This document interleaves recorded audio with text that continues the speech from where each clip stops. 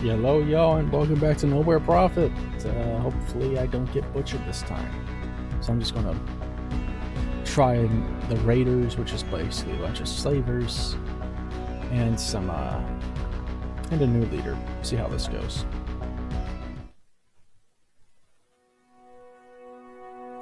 I'll skip over the intro this time. Don't need to watch it every time. Had spoken machines before, but none had been this powerful, this keen, yet it was dying. In blue light, it painted a mandala into the dusty air. With this fractal symbol, it showed me glimpses of ancient knowledge from before the crash. Etched in hard light, it told me how to find and open the crypt, this place of legend. Then a fallen star spoke to me. I do not have a voice changer. I do not want to bother with that. As the machine died and its light slowly subsided, I could hear words of prayer and mantra all around me. Others must have seen the trail of fire, heard the star's whispers, and followed it here too. Their eager faces told me that they had heard the machine speak to me. "The Prophet! The Prophet!" they chanted. And so my followers had found me. Together we would find the crypt. You have sold your fellow human to bondage or worse. You can no longer gain altruist.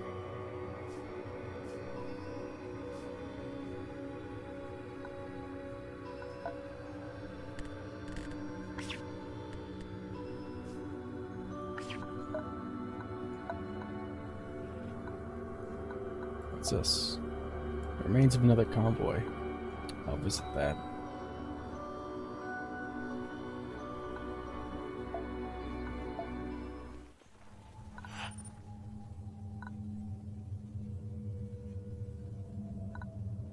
Investigate.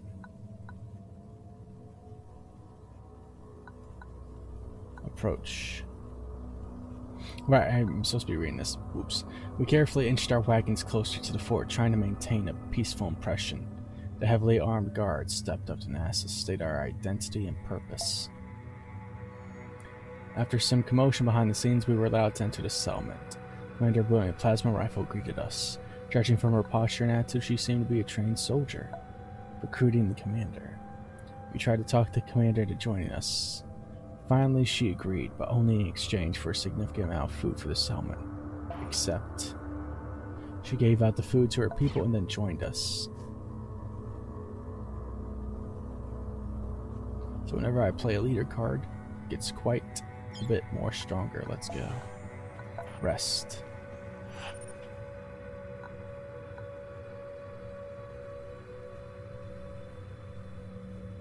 Move on.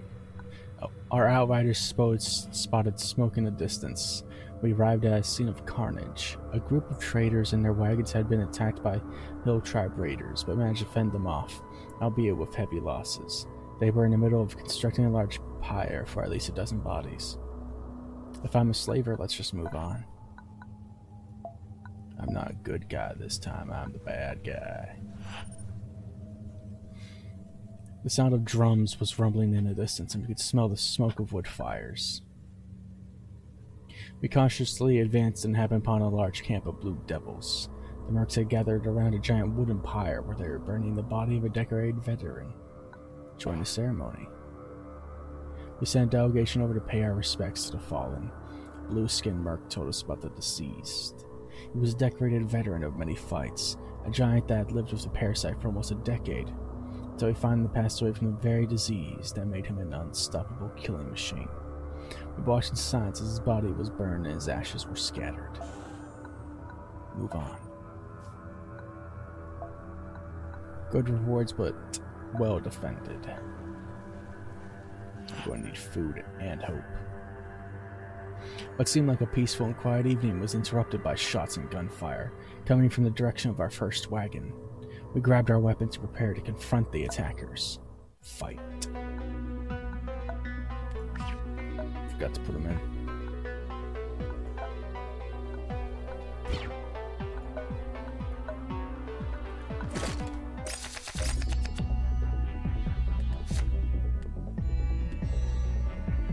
When attacking, deal 1 damage to all the target's neighbors. This unit can target empty tiles. Ooh.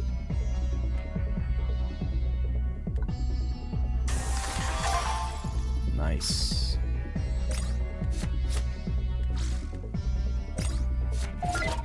What is this? I get batteries for attacking it.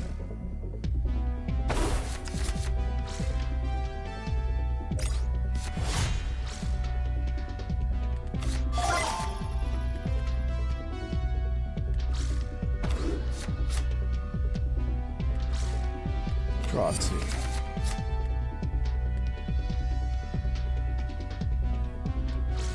Kill. Damaged. Oh yeah, should probably go over the specifics of the game each time I play it, huh? That's what I'm still doing. Alright, so let's see. Attack, health. If I attack them, they also attack me. I have a lot of health, they have no health. But what matters is how long I can just kind of stay alive.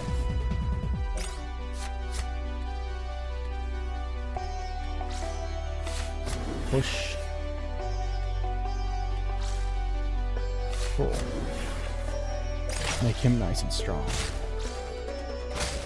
And ow. I can either go for batteries or just go for a murder.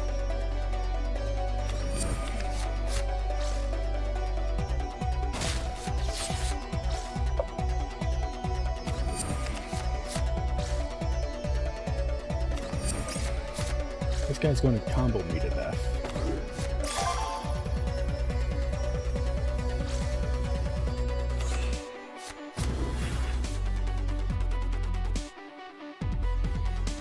So, mana cost, or energy cost, energy. If I have a limited amount of cards, I run out, I start taking damage.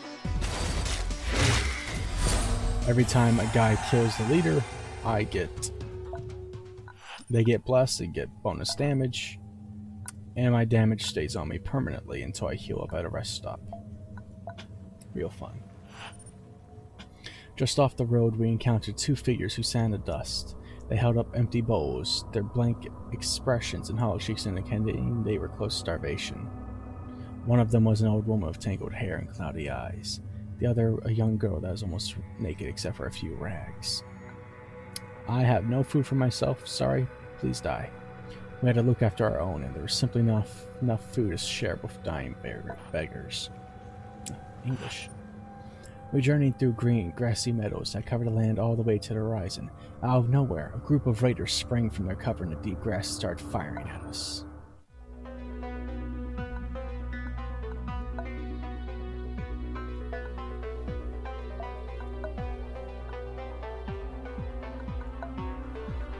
I've got 2 new guys, might as well. Also, when they die once in one battle, they become injured. If they are injured, they cost less but have 1 less health. If they get injured again, they are dead permanently.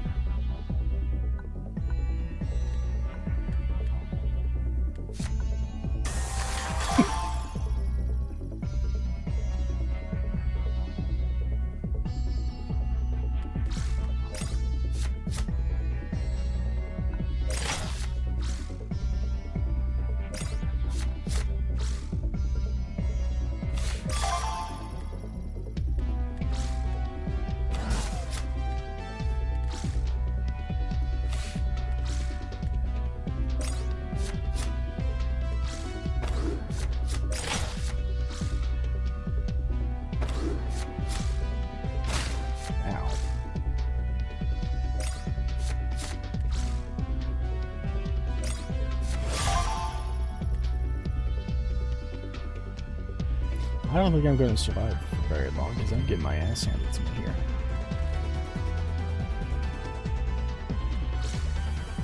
Upgrade that. Smash here.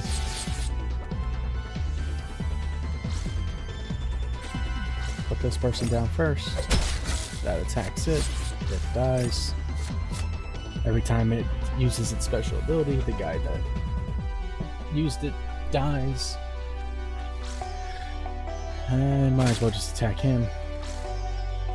Leave that for now, that's free mana. Overwhelming, every time he kills a person, he can attack again.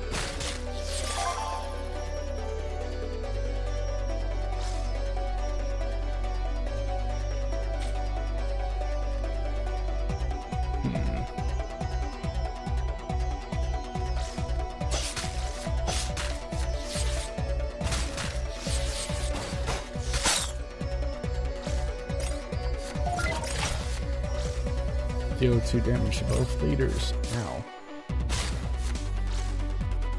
Ow.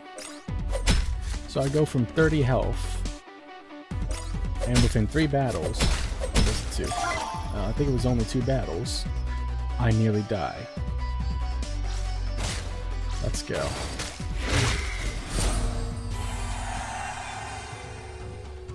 Jeez. The dead bodies of our enemies littered the area. Go visit the other convoy, because why not? The smoking ruins of a battle-ravaged convoy lay before us, its previous owners scattered dead around it. A squad of armed men and women made their way through the wreckage, taking whatever valuables they could find, and murdering the few survivors still moving. Stop them. Might as well. It's not like I'm actually going to survive for long.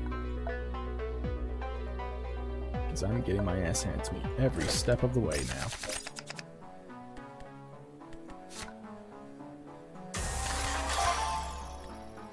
I'm just going to do a bit of this, a bit of that.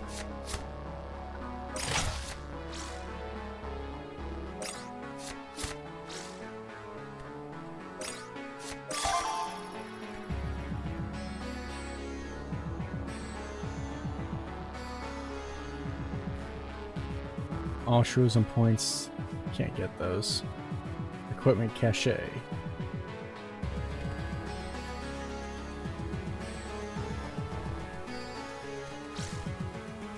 Okay, do you need to die, I'm afraid?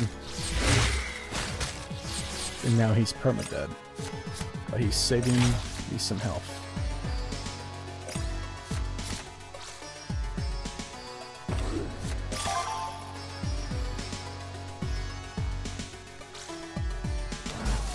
Lower his damage, kill him in one shot. Put this gal down. End my turn. Convoy cards are unit cards. Leader cards are, well, leader cards.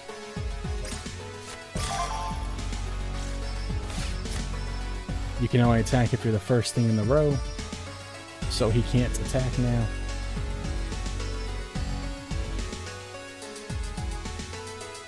How much do I care about a piece of equipment compared to dying?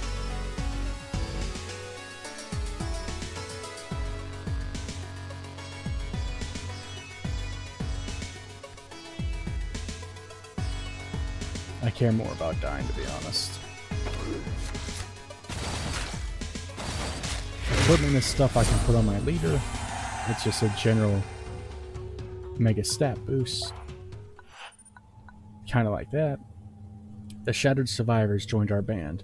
They too had once been on a journey to the crypt when their caravan was lost to the dangers of the road. With new hope and new comments, they took what meager belongings their convoy held and jointly followed us.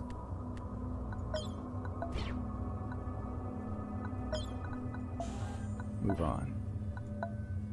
So, he's dead now. I'm going to throw everybody else in here. I now have a gun. Using 3 energy, I can shoot down an entire row and kill a bunch of people, hopefully. Just gonna scratch.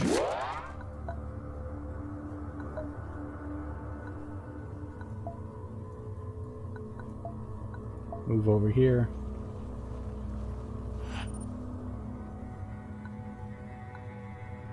Right next to the road, there was a huge motor wagon that apparently has broken down. A small group of scavengers were already working on it. They gave us hostile looks when we came closer, trying to make a show of brandishing their feeble weapons. Let nobody snarl at them. Trade for valuables. Happy to immediately get rid of some of the loot, they offered us a good price for some handy materials. I made 7 batteries profit. 7 batteries is money, so that's about $7 I just made. Okay, now normally I would want to take my time to explore, but I have no help, no food, no nothing.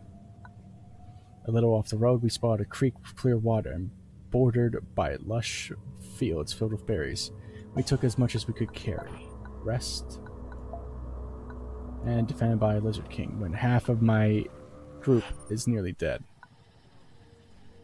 A deep gurgle, a painful snap. With a spray of water, a giant armored lizard emerged from one of the rice paddies surrounding the city. A farmer's arm clutched in its maw. Its lazy eyes slowly turned to us and seemed to ponder us. It scratched its head for a second, eyes closed, almost disinterested. I opened them again, dropped the bloody limb, and ambled over to us.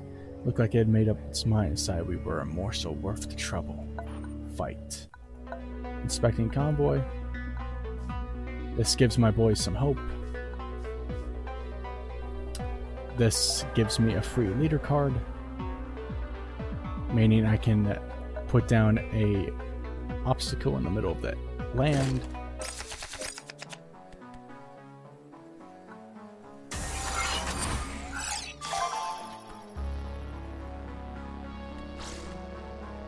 So if I put that there,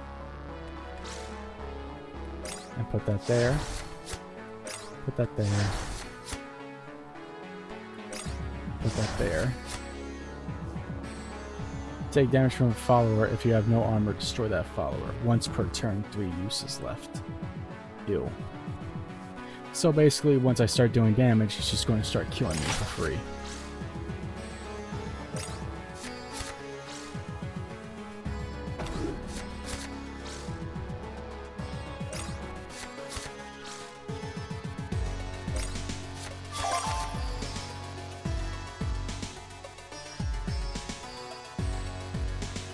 Alright, so if I do this, that means everything in this row gets attacked.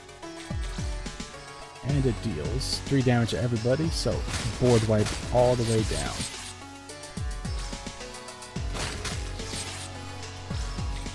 So I'll attack like this, like that. So kill that guy, which is unfortunate.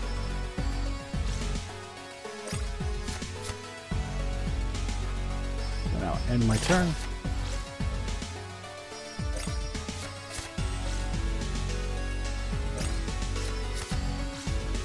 And he'll just start spawning a bunch of weak boys.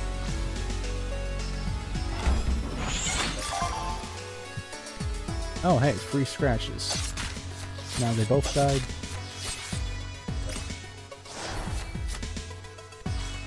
You attack. Oh, okay. I thought was if you take damage to the health, he loses it. Or whatever, but guess not, okay.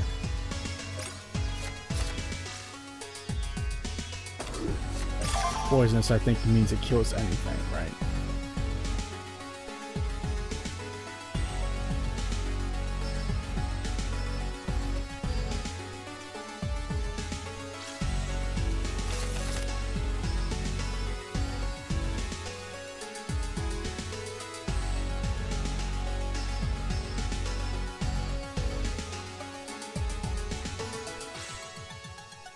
So if I just do this, he dies, he dies. He no longer kills everything that gets on the field. And I should be able to kill him now, right?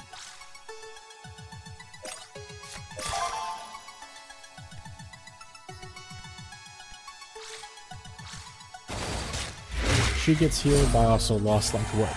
6 followers? 4 followers, okay. Oh, that's a lot of food. Desperately what I needed, thank you. The dead bodies of our enemies littered the area. Move on. Our outliers reported that we were only a short distance away from the Union's gigantic home, Pit 9.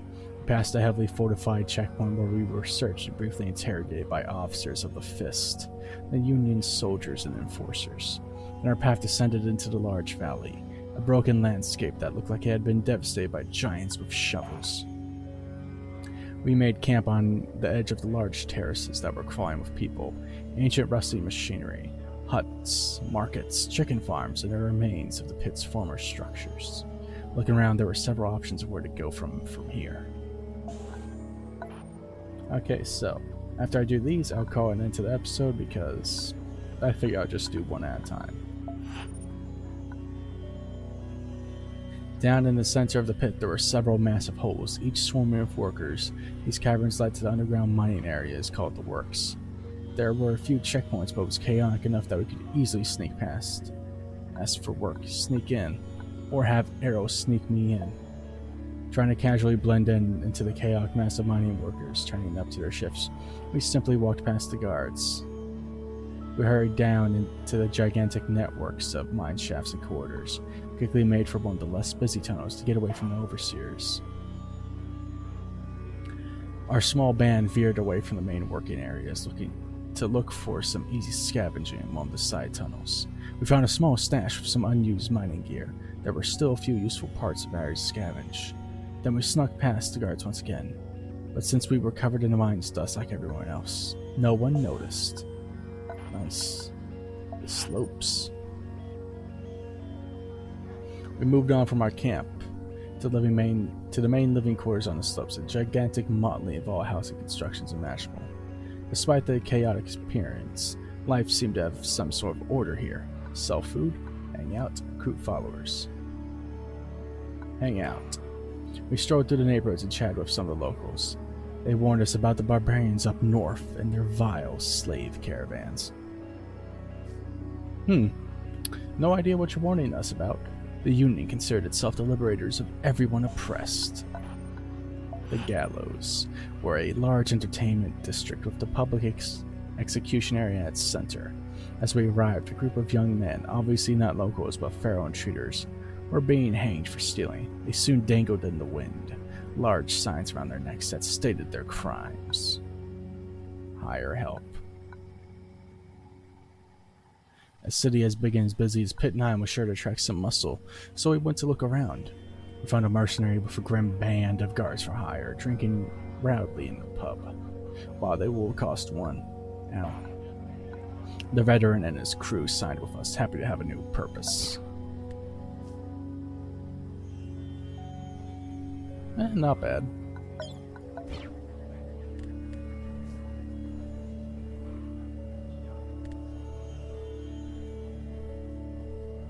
Yeah, not bad, not bad.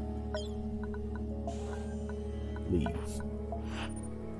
The crane. This gigantic construction like a metal crab that feasted on the land was the crane, the political center of Pit 9, the home of the Central Committee and guarded by the mine's military forces, the Fist. Midway up the structure, we could see what used to be the control center and now the committee's chambers. Hang around. We stuck around for the front of the building for a bit longer, then the officer told us to leave right away and seek entertainment elsewhere. Bitch. I'll sell all my junk. I have 70 now. Let's look at this.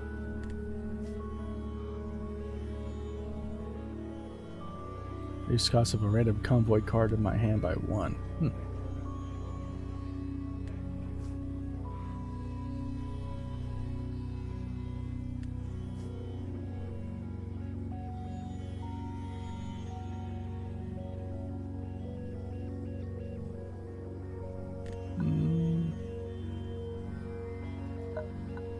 I'll look at the market mainly.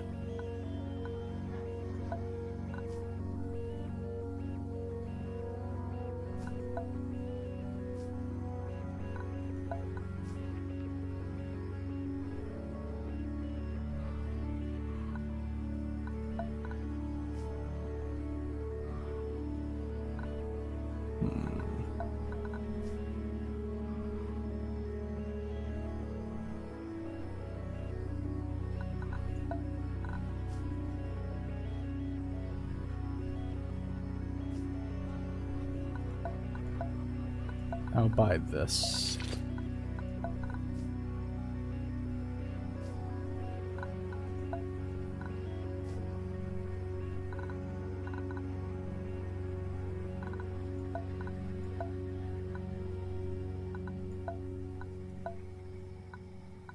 And buy that.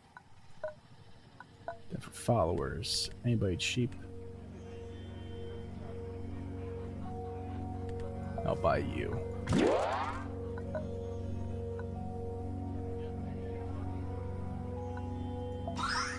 Now heal for a bit. And then heal some of my followers. And everybody's nice and healed. Ow, a lot of people died. Alright, let's see. I don't need you, you're too high cost.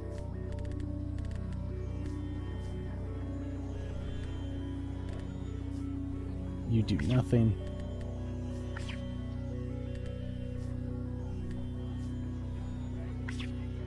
You guys are pretty much nothing.